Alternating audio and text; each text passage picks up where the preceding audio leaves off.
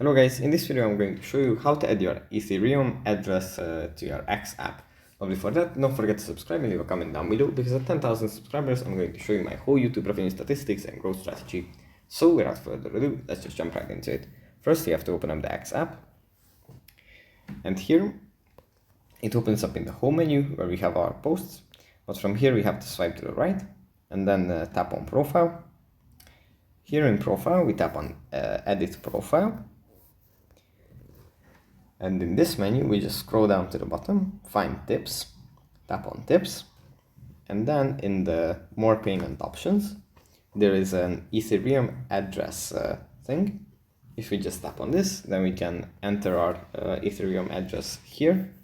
And after we are done, we just tap on save, and our Ethereum address is going to be saved to our account.